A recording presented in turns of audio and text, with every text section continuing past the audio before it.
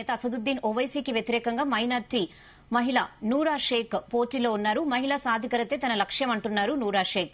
నేటి సాంకేతిక యుగంలో కూడా హైదరాబాద్ పాత నగరం మరీ పాతబడిపోయిందని ఆమె ఆవేదన వ్యక్తం చేశారు. తనను గెలిపిస్తే పాత నగరం బంగారు నగరంగా మారుస్తానన్నారు. అభివృద్దికి దూరంగా హైదరాబాద్ పాత బస్తీ మిగిలిపోయిందని, అక్కడి పేదలు ఇంకా పేదవారిగానే మిగిలిపోయారన్నారు. వారిని దారిద్ర్య రేఖ నుంచి పైకి తీసుకురావడం తన కర్తవ్యమంటున్నారు నూరా షేక్.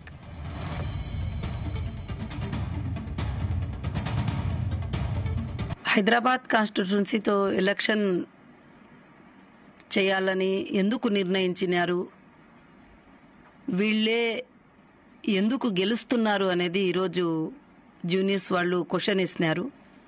దానికి నా సమాధానం ఏమిటంటే, ఓల్డ్ సిటీలో కంటెస్ట్ చేయడానికి రూలింగ్లో ఉన్న ఏ పార్టీ కూడా సపోర్ట్ చేయదు. ఇక రూలింగ్లో ఉన్న పార్టీలు ఎవరు నిలబడరు. ఎప్పుడు కూడా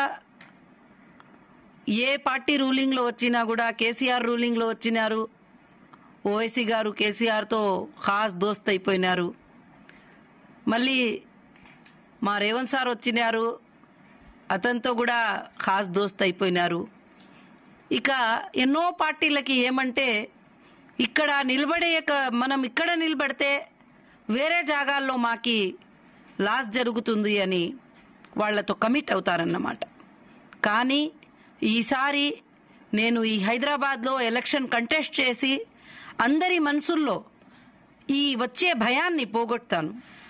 అందరూ ఏమనుకుంటున్నారంటే, ఇక్కడ మనం కంటెస్ట్ చేస్తే ఎట్లా అని చెప్పి, ఇది నేను ఖచ్చితంగా కంటెస్ట్ చేసి ఓల్డ్ సిటీని గోల్డ్ సిటీగా మార్చాలనే నాది ఒక కల ఉండాది.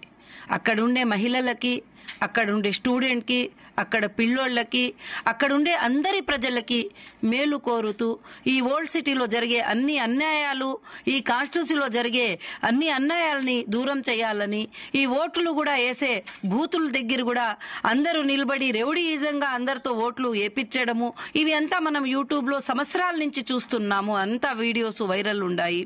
ఎవరు కూడా మా ఫ్యామిలీలో కూడా వెళ్ళి ఓట్లు వేస్తే, మీ ఓటు అయిపోయింది కదండి, 9 గంటలకే మీ ఓటు అయిపోయింది, 10 గంటలకే మీ ఓటు అయిపోయింది అని చెప్పి వస్తుంది. కానీ అందుకే ఈసారి నేను ఎలక్షన్ కమిషన్ ఆఫ్ ఇండియాతో కోరుతున్నాను,